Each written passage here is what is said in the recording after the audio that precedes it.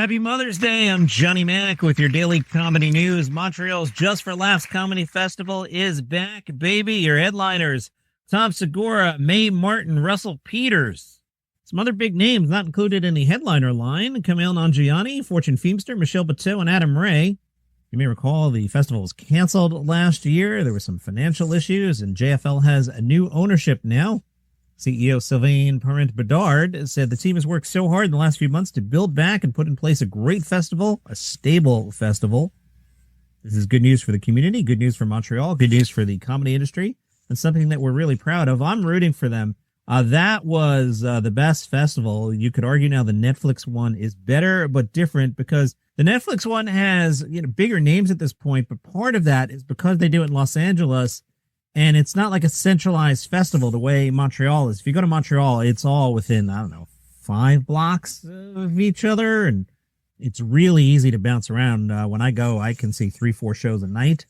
Whereas LA is kind of like, hey, famous person who lives in the greater Los Angeles area, do you mind coming down to the arena at 7:30 and doing a show and then you go home? So it's kind of different. So I really hope Montreal comes back and is as great as it was. Just for Laughs filed for bankruptcy in 2024, citing various financial troubles. There was also that pandemic in there that kind of messed things up.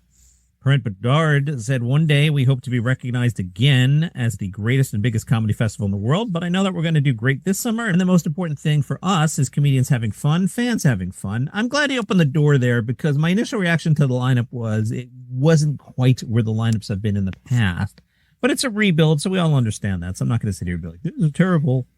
The festival runs from July 16th through the 27th. Tickets go on sale May 12th.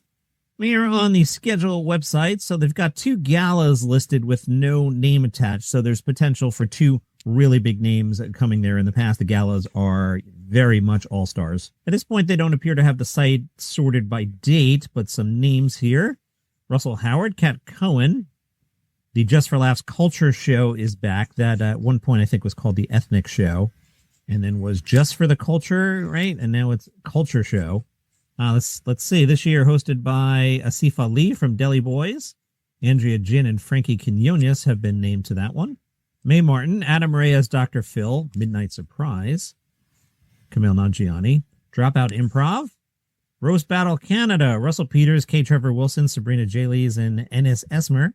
Fortune Feimster and Michelle Patau, Tom Segura, Nina Conti, Nick Mohammed, you know him from Ted Lasso, Brad Williams. Oh, see, that's a name that should have been on the first page. Danny Boy, New Faces, so that's great. Let me check the schedule there, see if they're still doing 2 nights of New Faces. I'm really glad that's still happening. No schedule yet, okay. This year's New Faces lineup features 4 distinct showcases, stand-ups, 3 different lineups. Oh, wow, that's great. So it'll be 30 and characters. That's great. Somebody tell Mrs. Mac that her husband's going to wind up in Canada for a few days. That's exciting. 3 days of New Faces. I'm excited for that. The Nasty Show is back, and Brit-ish is hosted by Ed Gamble this year. Jimmy Kimmel has a new web series parodying video podcasters that peddle political conspiracies. This one is called The Rabbit Hole with Jimmy Kimmel. ABC describes it as the #1 basement conspiracy video podcast the government doesn't want you to see. It'll live on the Jimmy Kimmel Live YouTube channel. The premiere episode covers the truth about 5G. Kimmel connects the dots between 5G and Barack Hussein Obama, unveiling a conspiracy that threads the Five Guys hamburger chain to the band Toto to Tanya Harding to cell tower provider Crown Castle. Why did they make this? I guess they had an internet ad spend. Kimmel says, I'm just asking questions. Future episodes of The Rabbit Hole will see Jimmy Kimmel exposing the secret truths about time travel, boat wakes, windmills, Elon Musk, leprechauns, and Waffle Houses. Sheng Wang spoke to the Dartmouth and says this is the first tour he's done since the release of Sweet and Juicy, and it's the biggest tour of his career so far. Sheng says, I knew things would be different after my Netflix premiere, but I wasn't sure just how much the needle had moved. It's been incredible to see how many people resonated with the special and wanted to come out and watch my new live show on this tour. Despite the fatigue of travel, I'm feeling absolutely grateful for the opportunities to do these shows for all the fans, old and new. I believe I'm still trying to find my voice, to be my freest self. I think when you write your first few original jokes that actually get laughs, you get a sense that it's possible, that you can be great if you keep creating new bits and keep yourself to a high standard, to keep honing, tinkering, and editing to find the strongest version of your ideas. Don't expect them to be political. He says, current events generally seem pretty grim. I don't usually discuss those things or my feelings about them directly, but it motivates me to try to do my best to make a lasting impression on people who come out to enjoy a comedy show.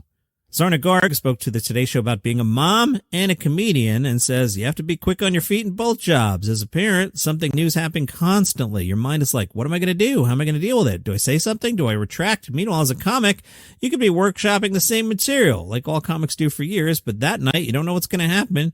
You don't know who's going to be in the audience. You don't know what crisis you're going to deal with. She spoke about mom guilt, being on the road. I don't know if it ever leaves you. I have friends whose moms are 90-something, and those moms are still feeling guilt. It's hard. Your heart drops every weekend because other moms are at my kids' sports, and they'll send me videos and be like, oh, he scored a goal or whatever big thing happened in basketball, and in those moments, I feel like I've missed something. Amy Poehler coming back to TV and working with Parks and Rec co-creator Mike Schur. They're collaborating on a comedy for Peacock called Dig.